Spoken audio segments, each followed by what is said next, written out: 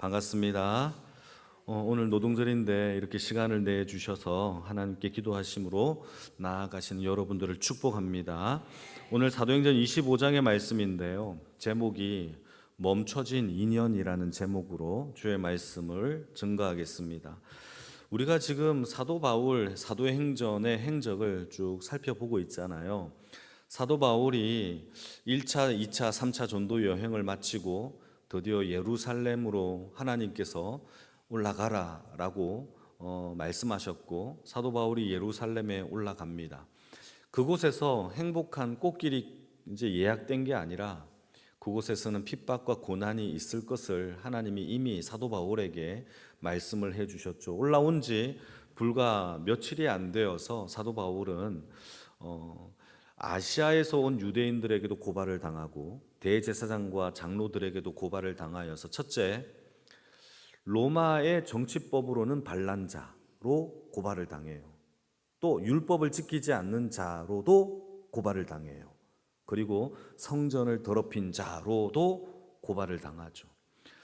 그래서 유대인들이 사도 바울을 죽이려고 합니다. 죽이려고 하자 천부장이 그거를 막죠. 그래서 누구에게 사도 바울을 옮겨가게 하느냐? 이 가이사랴, 예루살렘이 아니라 가이사랴에 있었던 총독 벨릭스에게 이 사도 바울을 옮겨버립니다. 신문을 받을 수 있도록. 근데 벨릭스는 우리가 지난 시간에 살펴본 것처럼 참 교활하고 돈도 밝히고 참 악한 사람이죠. 나쁜 사람이에요. 그래서 이 유대인들의 마음을 얻고자 하여 재판을 정식으로 가지지 않아요. 그리고는 어떻게 하느냐? 사도 바울을 2년 동안 구류합니다. 감옥도 아닌 곳에 넣어서 움직이지도 못하도록 만들어 놓는 거죠. 그게 지금 사도 바울의 상황입니다. 27절, 24장 27절 같이 한번 읽어볼까요? 시작. 이태가 지난 후 보르기오 베스도가 벨릭스의 소임을 이어받으니 벨릭스가 유대인의 마음을 얻고자 하여 사도 바울을 구류한 겁니다. 그러니까 정식 재판 없이 벨릭스는 유대인들의 마음을 얻기 위하여 사도 바울을 구류했고, 2년이라는 시간 동안 사도 바울은 재판도 정식으로 받지 못한 채 그는 갇혀 있어야 했단 말이죠. 그리고 벨릭스는 사도 바울을 가끔씩 불러서 이야기도 많이 하는데, 그 이유는 사도 바울에게 뇌물을 받으면 풀어줄까? 이런 요양으로 이렇게 많이 불러서 돈을 받기를 원했던 것이란 말이죠. 24장 26절입니다. 같이 읽겠습니다. 시작. 동시에 또 바울에게서 돈을 받을까 바라는 고로 더 자주 불러서 사도 바울과 이 벨릭스가 이야기를 합니다. 그러다가 벨릭스가 2년 만에 자신의 총독을 이제 내려놓고 이제 이어서 부임받는 베스도라는 사람이 총독으로 와요. 유대 땅과 가이사랴의 전 지역을 총괄하는 총독 베스도가 오게 되는 것입니다. 이 베스도가 왔는데요, 베스도가 오면 자기가 통치하는 땅들을 순방을 해야 되잖아요. 그 순방하는 지역으로 예루살렘으로 이 베스도가 내려가게 됩니다. 내려가니까 대제사장과 장로들이 새로운 총독 베스도에게 뭐라고 얘기를 하느냐? 2년 전에 사도 바울을 우리가 고발하여서 지금 구류되고 있는 그를 또 고발을 하는 겁니다. 참 신기하죠? 여러분, 2년이 지났으면 잊어버릴 법도 하잖아요. 그런데 대제사장과 장로들은요, 사도 바울을 2년이 지나도 새로운 총독이 왔다, 이게 기회다, 그를 다시 고발하는 장면이 펼쳐지고 있는 겁니다. 그리고 2년이 지났어요. 잊어버릴 법도 하죠. 새로운 총독이 왔어요. 이게 기회인 거예요. 그들에게는 새로운 총독이 오면 유대인들의 마음을 사기 위해서 어떤 것도 요청이 있으면 들어주잖아요. 이걸 너무 잘 알고 있었던 것이죠. 그래서 이 대제사장이 사도 바울을 고발을 하는 겁니다. 어떻게 고발을 하느냐? 사도 바울을 다시 예루살렘으로 소환하여서 예루살렘에서 재판, 신문을 가질 수 있도록 해달라라고 요청을 해요. 이거는 뭐 큰 요청이 아니잖아요. 이런 요청을 합니다. 3절입니다. 오늘 본문 3절 같이 읽겠습니다. 시작. 베스도의 호의로 바울을 예루살렘으로 옮기기를 청하니 이는 길에 매복하였다가 그를 죽이고자 함이더라. 이건 재판을 위해서 이 제사장과 이 장로들이 2년 만에 사도 바울을 다시 예루살렘으로 옮겨달라고 했던 이 요청은 재판과 신문을 위한 게 아니었어요. 옮기는 중에 매복하여서 사도 바울을 죽이려고 하는 꾀를 부린 거란 말이죠. 암살하기 위해서. 이게 참 지독한 모습 아닙니까? 근데 베스도의 입장에서는요, 이 사람은, 베스도는 이게 현명한 사람인 것 같아요. 생각을 해보니까, 그러면은 이 사도 바울을 신문하기 위하여 다시 가이사랴로 가서 예루살렘으로 사도 바울을 데리고 와가지고 신문하는 것이 너무나 비효율적이잖아요. 그러니까 이 베스도가 하는 말이 무엇이냐면 4절에서 5절 말씀을 보시게 되면 이렇게 말합니다.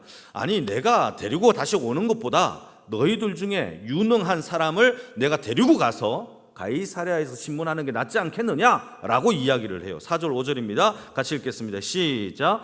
베스도가 대답하여 바울이 가이사랴에 구류된 것과 자기도 멀지 않아 떠날 것을 말하고 또 이르되 너희 중 유력한 자들은 나와 함께 내려가서 그 사람에게 만일 옳지 아니한 일이 있거든 그러면 그때 고발해라 라고, 우리랑 같이 가자, 같이 올라가자 라고 이야기를 하는 것이죠.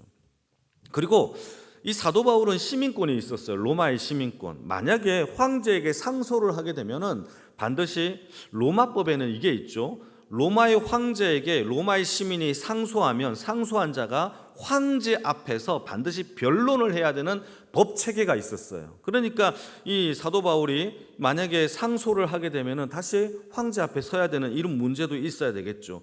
그래서 여러 가지 문제가 있는 상황 속에서 벨릭스라는 사람은, 그 전에 있던 총독은 유대인들의 마음을 얻고자 하여 재판도 하지 아니하고 2년 동안 사도 바울을 구류하고 있었었고, 베스도라는 사람 또한 유대인들의 마음을 얻어야 되는데 이 얻고자 고민을 많이 했던 겁니다. 9절을 다시 한번 읽어볼까요? 9절인데요, 같이 읽겠습니다. 시작. 베스도가 유대인의 마음을 얻고자 하여 바울더러 묻되 네가 예루살렘에 올라가서 이 사건에 대하여 내 앞에서 신문을 한번 받아볼래? 라고 회유를 하는 겁니다. 그러자 11절 말씀에 아닙니다, 나는 가이사랴 총독에게, 가이사랴 황제에게 상소하겠습니다 라고 해서 사도 바울이 로마로 이송되는 사건이 앞으로 펼쳐지게 되어지는 것이란 말이죠. 여기서 우리가 한 가지 묵상해 봐야 될 게 무엇이냐면, 지금 사도 바울의 입장에서 생각을 해보면 사도 바울은 너무 나약하고 힘이 없는 한 나약한 개인이에요. 힘이 없어요. 예루살렘 교회가 사도 바울을 위하여 어떤 일을 하지 않아요. 그렇죠? 예루살렘에 있는 교회가 구류당하고 있는 사도 바울을 위하여 어떤 일도 하지 않아요. 성경에 그런 게 하나도 기록되어 있지 않아요. 다른 12사도들도 이 바울을 위하여 어떤 일도 하지 않아요. 어떤 제자들도 사도 바울을 위하여 어떤 것도 하지 않죠. 돕는 사람이 아무도 없어요. 2년 동안 가이사랴에 구류되어 있는 사도 바울을 다 잊어버려요. 반면에 대제사장과 장로들은 2년 동안 사도 바울을 잊지 않아요. 뭘 하죠? 죽이려고 혈안되어져 있어요. 새로운 총독이 왔으면 교회가, 사도들이 요청하여서, 제사장처럼 청하여서 그들을 풀어주십시오라고 청하는 것은 없어요. 그러나 대제사장과 장로들은 반대로 2년 동안 사도 바울을 잊지 아니하고 그를 죽이려고 혈안되어 있는 모습이 보여지고 있어요. 사도행전 23장의 말씀을 보시게 되면 40명의 암살자들이 사도 바울을 죽이려고 내가 먹지도 않겠다, 죽이기 전까지는 난 아무것도 먹지 않겠다라고 맹세한 이후에 2년 동안 사도 바울은 그 죽음과 또 협박과 이 위기 속에서 단 한 번도 해결된 적이 없어요. 이게 세상이에요. 이게 악한 마귀의 모습이에요. 여러분, 우리는요, 사탄 마귀가 우리를 언제든지 넘어뜨리기 위하여 혈안되어져 있어요. 여러분, 그런 상황 속에서 우리가 신앙생활을 하고 있단 말이죠. 이솝 우화의 이야기를 들어보게 되면은 이솝 우화에 이런 이야기가 나와요. 늑대하고 어린 양 이야기가 나오는데, 어린 양이 시냇가에서 물을 마시고 있어요. 그런데 늑대가 이 상류에서 물을 마시다가 저 시냇가 저 밑에서 어린 양이 물을 마시는 모습을 보고 늑대가 저 어린 양을 잡아 먹어야 되겠다라는 생각을 합니다. 그러면서 시비를 거는데, 어떻게 시비를 거느냐 하면, 이 시비의 내용이 재미있어요. 어떻게 거느냐 하면, 야 어린 양, 네가 그렇게 물을 더럽게 마시니까 내 물이 더러워지잖아 라고 얘기를 하는 거죠. 자, 그런데 늑대가 아래에 있어요, 위에 있어요? 위에 있어요. 아래에서 아무리 물장구를 쳐도요 더러운 물이 위로 올라가지 않아요. 왜냐하면 시냇물을 내려가기 때문에. 그래서 어린 양이 벌벌벌 떨면서, 늑대님, 저는 하류에 있고 당신은 상류에 있는데 내가 더럽게 먹는다고 해서 당신의 물이 더러워지진 않습니다 라고 얘기를, 제 얘기가 아니라 진짜 그렇게 나와요. 그러자 늑대가 생각해 보니까 그렇네, 그러면 다른 핑계를 대자라고 하면서 또 이렇게 얘기합니다. 야 어린 양, 너 그러면서 작년에 너 나를 향하여 욕했지. 이거 제 얘기가 아니라 진짜 그렇게 나와요. 너 나한테 욕했지 라고 얘기를 해요. 그러자 어린 양이 뭐라고 하게요? 늑대님, 저는 작년에는 태어나지도 않았어요 라고 얘기를 해요. 아, 진짜예요, 진짜예요. 그러자 늑대가 또 곰곰이 생각해 봅니다. 그래? 그러면 너랑 똑같이 생긴 너의 아빠가 나한테 욕했어. 네가 대신 죽어. 잡아먹었다는 거죠. 결론은요 하나예요. 너 잡아먹는 거. 이게 세상이에요. 세상은요 우리가 세상과 타협을 해도 우리를 죽이는 것에 목적이 있죠. 우리가 세상에 동화되어도 우리를 죽이는 게 목적이 되어 있어요. 세상과는요 타협할 이유가 없어요. 그 목적은요 오직 하나예요. 뭘 해도 너를 죽이는 거. 이게 늑대가 하려고 하는 어린 양에 대한 결론이란 말이죠. 여러분, 이게 세상이에요. 여러분, 누가복음 22장 31절 말씀을 한번 읽어볼까요? 31절은 여러분들이 읽어주시고 32절은 제가 읽겠습니다. 시작.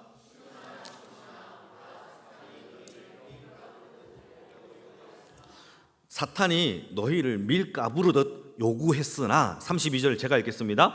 그러나 내가 너를 위하여 내 믿음이 떨어지지 않기를 기도하였으니 너는 돌이킨 후에 내 형제를 굳게 하라. 마귀의 결론은요 하나예요. 하나님 앞에서 우리의 믿음이 떨어지게 하는 것, 구원받지 못하게 하는 것, 그게 마귀의 결론이란 말이죠. 사랑하는 성도 여러분, 2년이 지나도록 교회는 사도 바울을 위하여 어떤 요청도 하지 않았어요. 그러나 세상은요 사도 바울을 잊지 않았어요. 죽이기 위하여. 여러분, 이것이 세상입니다. 여러분, 종말의 때 우리가 깨어 있으면서 하나님의 말씀만 붙잡고 십자가의 은혜와 권능 속에 살아가기를 주님의 이름으로 축복합니다. 그래서 주 안에서 사는 게 가장 현명한 거예요. 그냥 그 안에서 퐁당 들어가서 사시기를 주님의 이름으로 축복합니다. 또 한 가지는요, 9절을 다시 한번 보실까요? 9절인데요 9절 다시 한번 읽겠습니다. 시작. 베스도가 유대인의 마음을 얻고자 하여 바울더러 묻되 네가 예루살렘에 올라가서 이 사건에 대하여 내 앞에 신문을 받으려냐. 베스도는요 사실 정치적으로 봤을 때 현명하고 투명한 사람이라고 학자들이 얘기를 합니다. 그럼에도 불구하고 이 베스도가요 예루살렘에 이미 갔을 때에 이 제사장과 권력 있는 사람들에게 사도 바울에 대하여 후송시켜 달라고 하는 것을 거절했어요. 이미 거절을 했어요.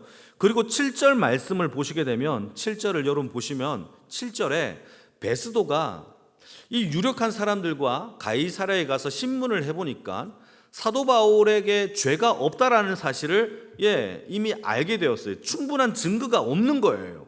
그러면 베스도의 재량껏 사도 바울은 무죄, 무혐의로 판결 내어서 내보내야 되는 게 맞잖아요. 그럼에도 불구하고 베스도 또한 유대인들의 마음을 얻기 위하여 어떻게 하느냐?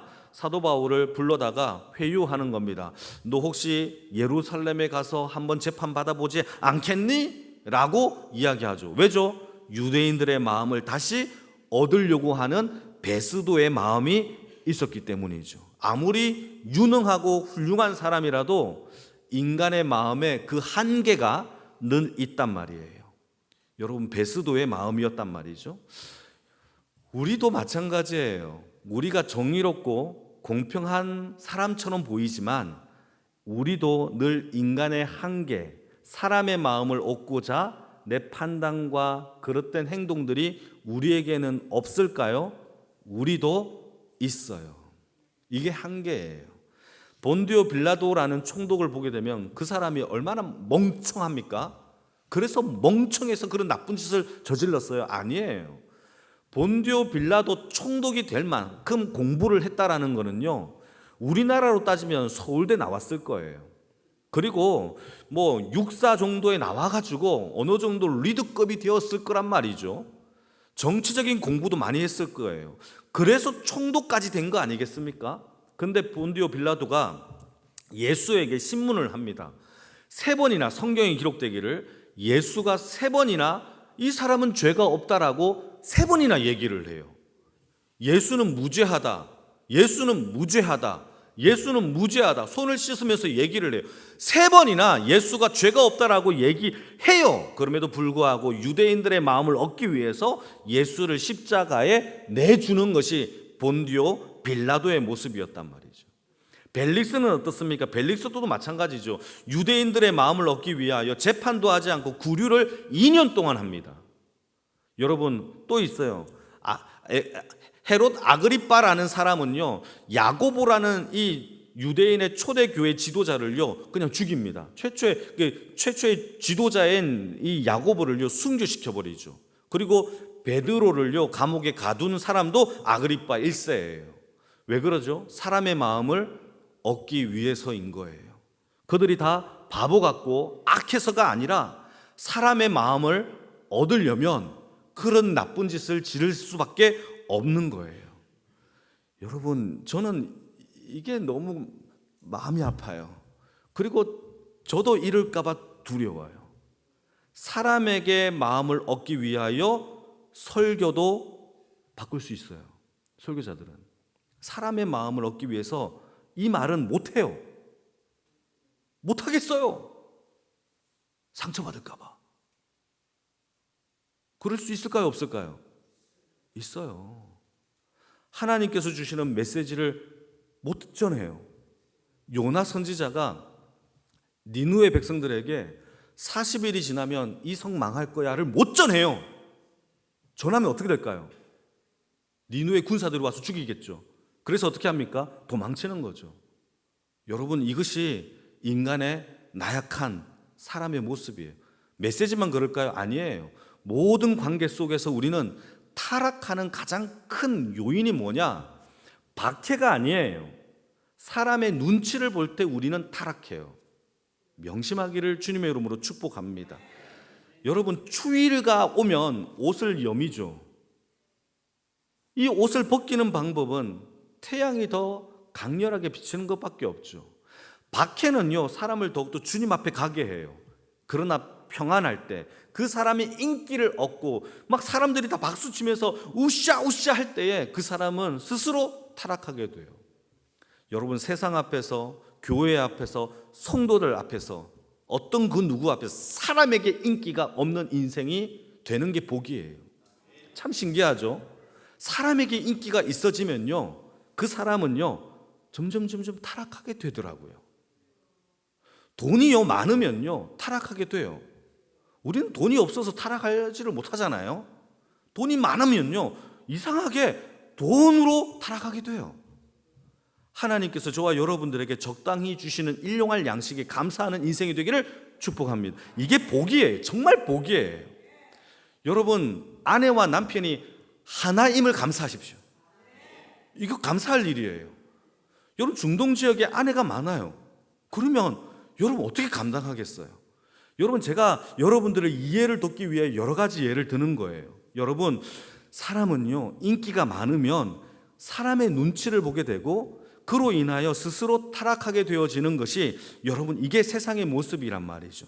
우리의 자신을 돌아봅시다. 여러분, 우리의 삶 가운데 신앙은요 항상 좁은 길을 가는 거예요. 이게 협착해요. 불편해요. 불편해도 가야 돼요. 항상 행복하기를 바래요. 그냥 인정만 받기를 바래요. 그건 아니에요. 불편하더라도 나를 깎아 그 좁은 길로 가야 되죠. 좁은 문 앞에서 우리는 더 지려고 해요. 막 짊어지려고 해요. 더 가져가려고 해요. 좁은 문에는 다 버려야만 들어갈 수 있단 말이죠. 그게 하나님께서 기뻐하시는 자의 삶이란 말이죠. 우리의 삶을 돌아보면서 오직 사람을 기쁘게 하는 것이 아니라 하나님을 기쁘시게 하는 주의 인생의 삶을 우리 또한 여러분 살아내시는 주의 인생의 삶이 다 되어지기를 주님의 이름으로 축복합니다.